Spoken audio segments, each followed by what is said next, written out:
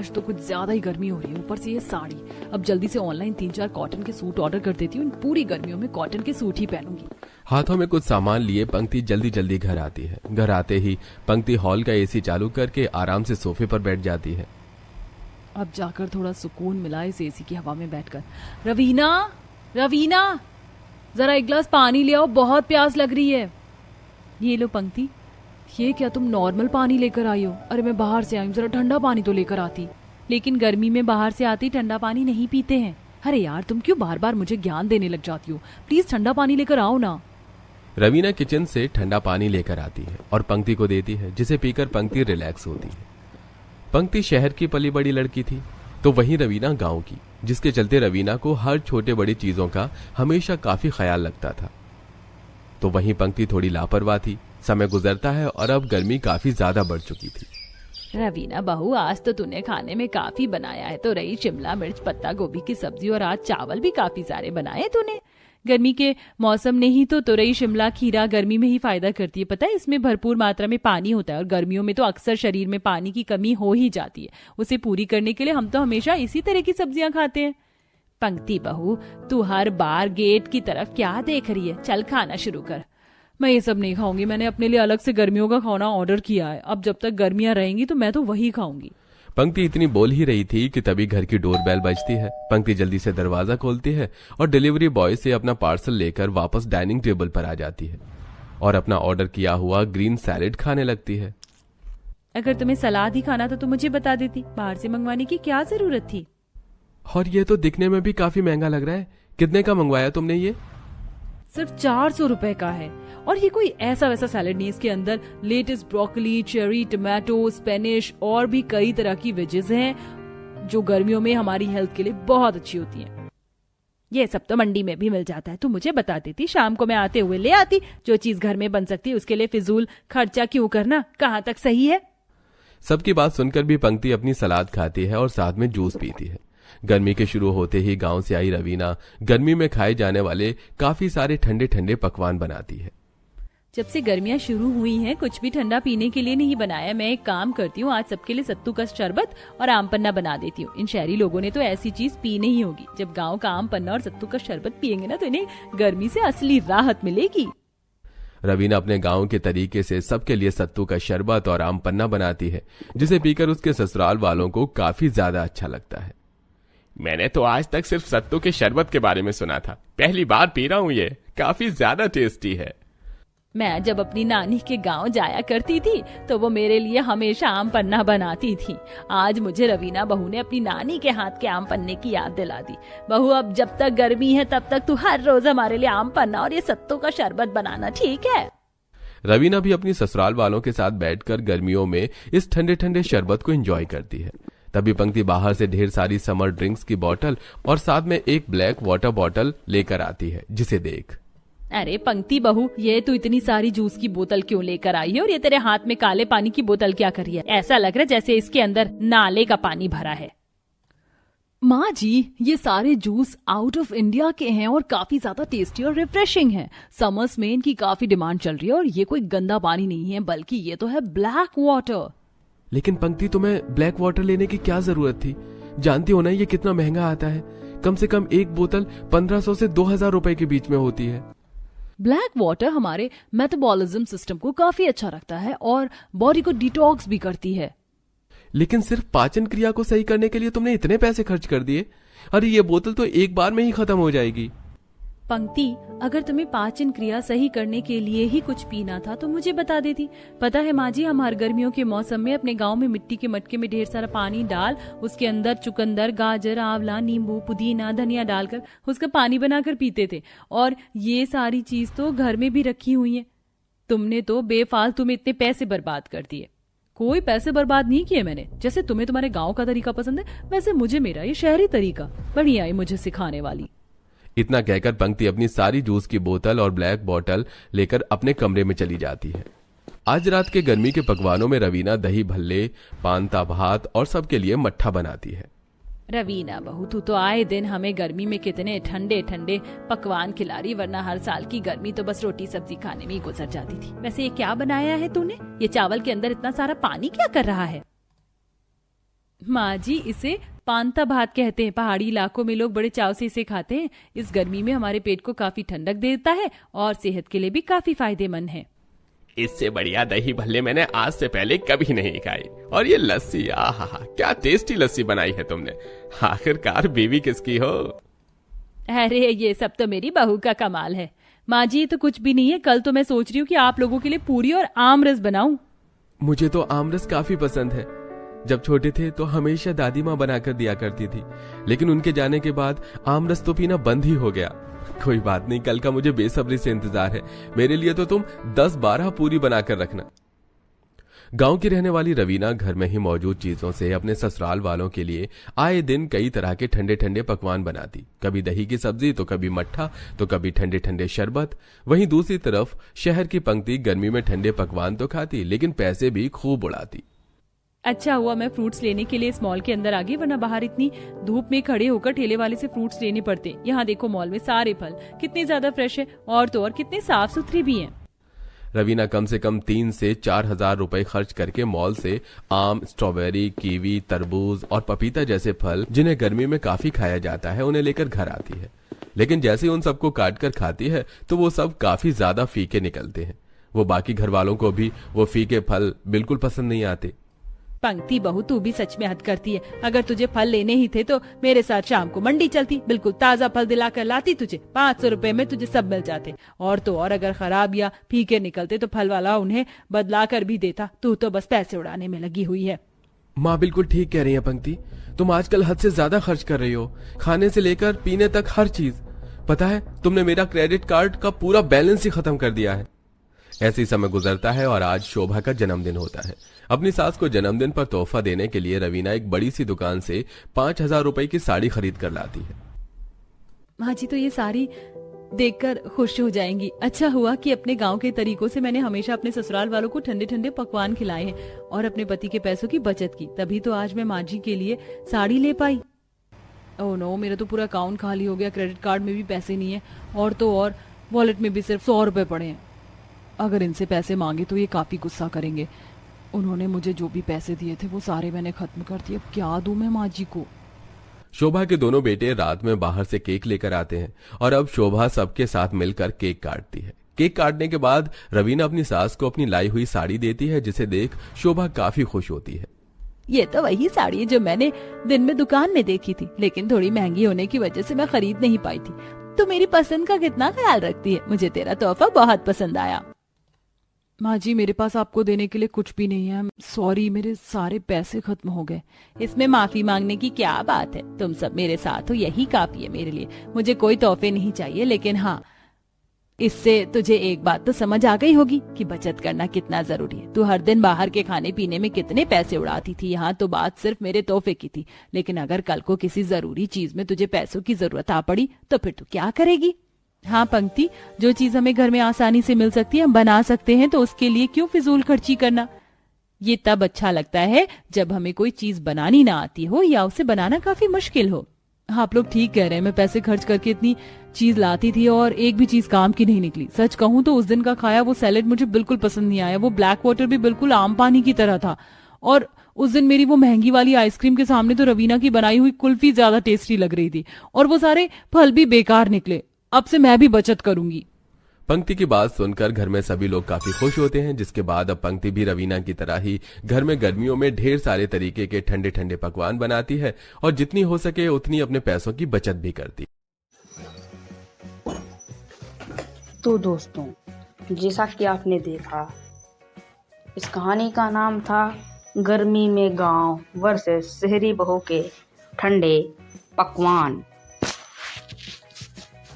तो दोस्तों, एक बार की बात है, एक ससुराल में एक गांव की बहू रहती थी और एक शहर की शहरी बहू रहती थी। शहरी बहू बहुत ज़्यादा स्टाइलिश खाना बनाती थी और गांव की बहू देहाती खाना, शरबत वगैरह ये सब चीज़ें बनाती थी। तो एक बार होता ये है कि जब गांव की बहू आती है तो बड़ी बहू, शहर वाली बहू जो होती है, वो उससे प्यार से बात ही नहीं करती है उसके साथ बहुत बुरा बर्ताव करती है। और जो छोटी बहू होती है गांव की, वो उसके बारे में भी कभी बुरा नहीं सोचती है और सभी के बारे में अच्छा सोचती है। कुछ समय चलता रहता है। गांव में कुछ लोग आते हैं और उनके घर में भी आते हैं। जो बड़ी बहू होती है वो तो उनसे बात तक नहीं करती है, अपने घमंड में चूर रहती है। लेकिन जो छोटी बहू थी वो जाकर उनके लिए शरबत भी लेकर आती है और उन्हें प्यार से बात करके उसके पास बिठाती है और उनसे खाने का भी पूछती है। तो वो कहते हैं, नहीं, आपने इतना कहा ये भी बहुत है, क्योंकि आपकी बड़ी जो आपके वहाँ बड़ी बहू है वो तो बात तक नहीं कर रही है। तो उसने कहा, वो बड़ी बहू है, वो शहरी बहू है और उसके अंदर घमंड भरा हुआ है। कुछ दिनों बाद ऐसा ही चलता रहता है। बड़ी बहू वैसे ही रहती है और छोटी बहू सबसे प्यार से बातें करती है। एक दिन उनके घर में कुछ मेहमान आते हैं। उनके साथ एक छोटा बच्चा भी था। मेहमान जैसे ही घर आते हैं, बड़ी बहू फटाक से अपने कमरे में चली जाती है और उनकी सास कहती हैं कि जाओ छोटी बहू कुछ बना कर लाओ। तो छोटी बहू जाती है और बड़ी बहू से कहती है कि चलो कुछ बनाते हैं, मेहमान आए हैं। तो वो कहती है, मैं कुछ नहीं बनाऊंगी, तुम्हारा जो मन करे बनाओ। तो छोटी बहू जाती है और अपने आप कुछ बनाकर मेहमानों के लिए लेकर आती है और मेहमान उसे खाते और पीते हैं और उससे धन्यवाद करके चले जाते हैं।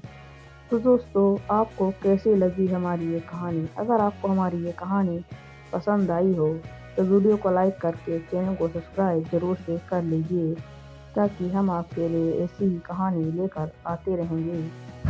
तो दोस्तों, चैनल को सब्सक्राइब करना ना भूलें।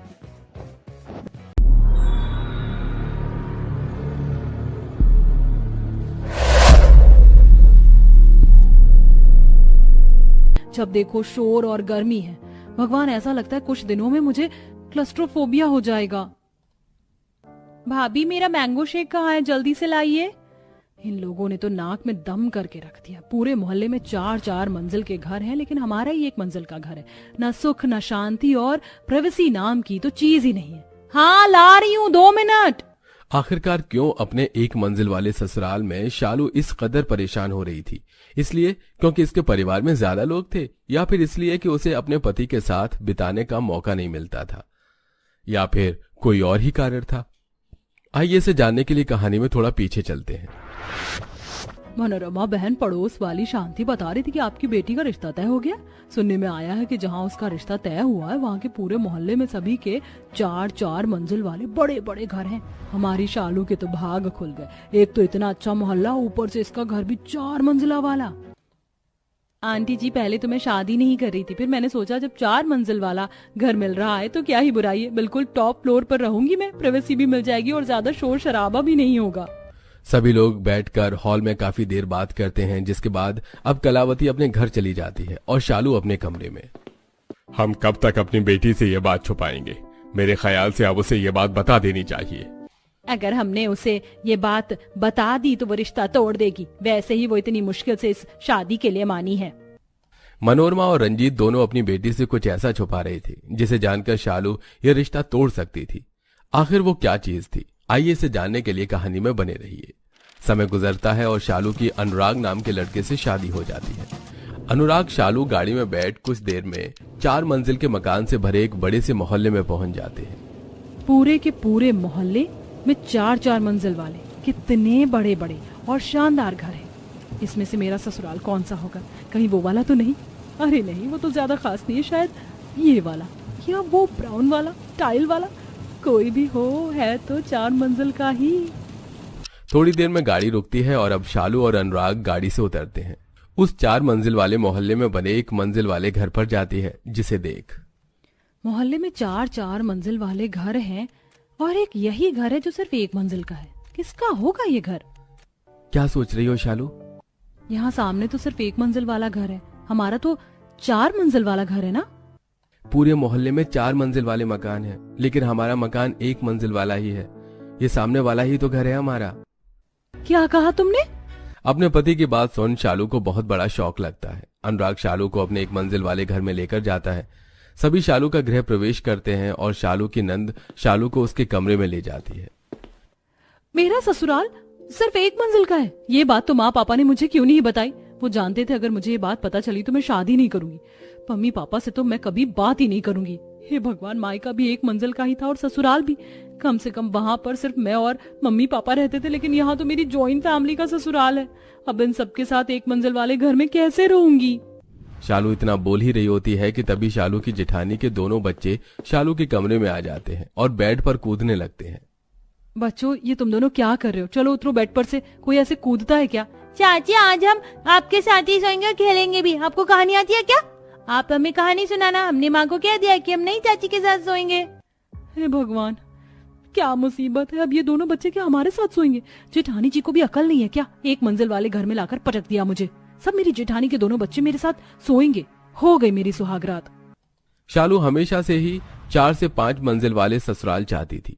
सारे मोहल्ले में सभी के कम से कम 4 मंजिल के मकान थे। वहीं शालू का ससुराल ही इकलौता ऐसा मकान था जो 1 मंजिल का बना हुआ था। ऊपर से शालू का परिवार भी काफी भरा पूरा था।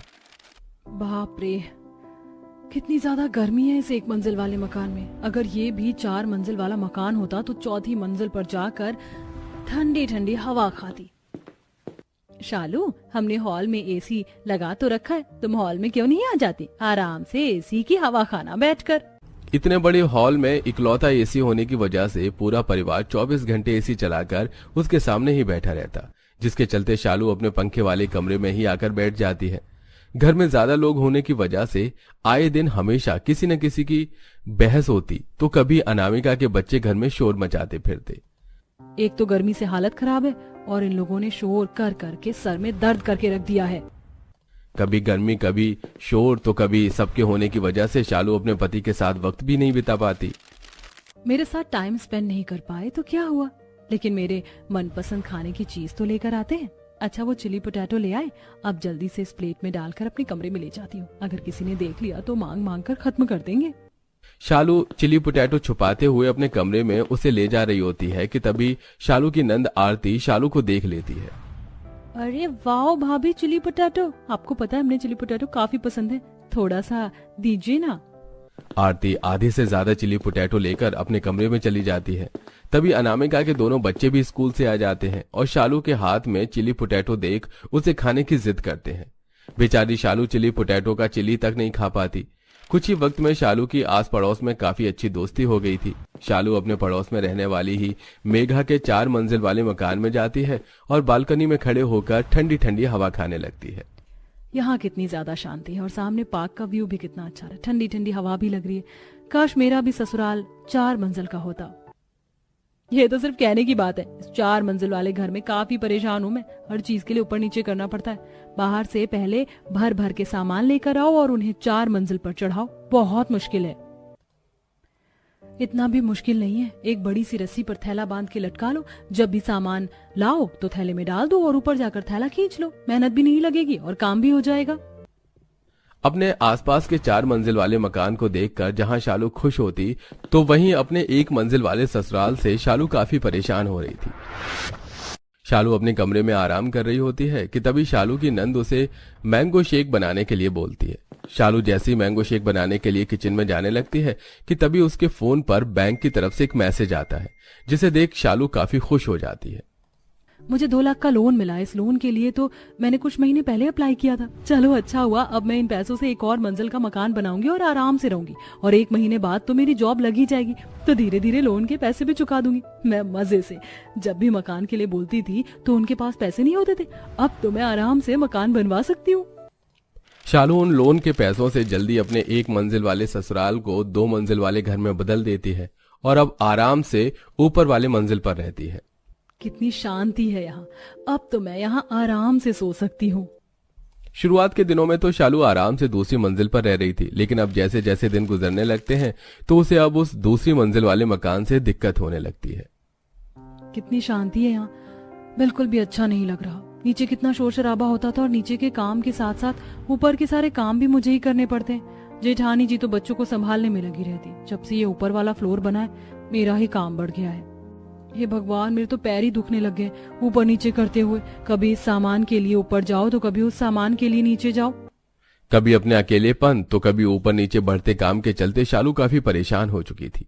हर रोज की तरह शालू काम खत्म करके अपने ऊपर वाले कमरे में सो रही होती है कि तभी उसे अचानक अलमारी के पीछे से अजीब सी आवाज आती है। हे भगवान, ये अलमारी के पीछे से कैसे आवाज आ रही है? कहीं यहाँ पर चुड़ैल तो नहीं? मम्मी, मुझे तो भूत के नाम से भी डर लगता है। मैं ही पागल थी जो पैसे खर्च करके ऊपर वाला फ्लोर बनाया। ऊपर आने के बाद पता चला कि मैं तो अपने एक मंजिल वाले मकान में ही खुश थी। वहाँ शोर शराबा था लेकिन कम से कम डर तो नहीं था। डर के मारे भागते हुए शालू नीचे आ जाती है और अब शालू एक बड़ा फैसला करती है। अपने ऊपर वाले फ्लोर को शालू अब किराए पर दे देती है और पहले की तरह ही नीचे रहने लगती है।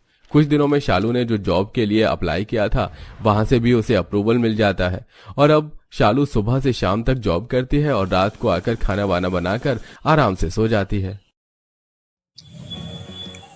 तो दोस्तों, जैसा कि आपने देखा, इस कहानी का नाम है सास की पसंद वर्सेस खुद की पसंद की पार्टी ड्रेस। दोस्तों, ये कहानी एक बहुत ही पुराने समय की है। एक बार क्या होता है, एक गांव में एक छोटी बहू और एक बड़ी बहू रहती थी। छोटी बहू बहुत ही सीधी सादी थी और सबसे प्यार से बात करती थी, जबकि बड़ी बहू शहर से आई हुई थी और बहुत ज़्यादा नखरे करती थी और बाहर की चीज़ें खाना पसंद करती थी। घर की चीज़ों में उसे मज़ा नहीं आता था। तो ऐसा ही होता है और कुछ दिनों बाद वो तो घर का खाना खा लेती है छोटी बहू, लेकिन जो बड़ी बहू होती है वो कहती है मैं तो बाहर का खाना ही खाऊंगी, मुझे घर का खाना अच्छा नहीं लगता है। तो उसकी सास उससे नाराज़ हो जाती हैं और उससे बात नहीं करती हैं और कुछ दिन बाद उसकी सास सोचती हैं कि मैं इतने दिनों से इससे बात नहीं कर रही हूँ तो इसने भी मुझसे बात नहीं की। एक बार भी इसने मुझसे बात करने की कोशिश नहीं की, जबकि छोटी बहू को अगर सास कुछ कह भी देती थी तो भी छोटी बहू सास से बार बार बातें करती थी और कभी नाराज़ नहीं होती थी। लेकिन बड़ी बहू बहुत ही ज़्यादा घमंडी थी और वो सास से हमेशा लड़ाइयाँ करती रहती थी। एक बार उनके घर में मेहमान आए। वो मेहमान आए और कुछ दिनों तक उनके घर में रुके। 1, 2, 3 दिन तक उनके घर में रुके। उनके घर में रुकने के बाद उन्हें भी ये पता चला कि छोटी बहू जो है वो बहुत ज़्यादा संस्कारी है और बहुत ही ज़्यादा अच्छी है। वो लोगों से प्यार से बातें करती है, घर में लड़ाई नहीं करती है और जो मिलता है उसी में खुश रहती है। लेकिन जो बड़ी बहू है वो किसी की बात नहीं मानती है और तो अपने मन का करती है और सबसे लड़ाई भी करती है। इसी तरह मेहमानों को भी वो जो छोटी बहू थी वो उनसे प्यार से बातें करती है और उनके लिए पकवान बना कर लाती है और उन्हें खिलाती है। लेकिन बड़ी बहू उनसे उलट पुलट कर बातें करती है। तो दोस्तों, कैसी लगी आपको हमारी ये कहानी? अगर आपको हमारी ये कहानी अच्छी लगी हो तो वीडियो को लाइक करके चैनल को सब्सक्राइब जरूर से कर लीजिए।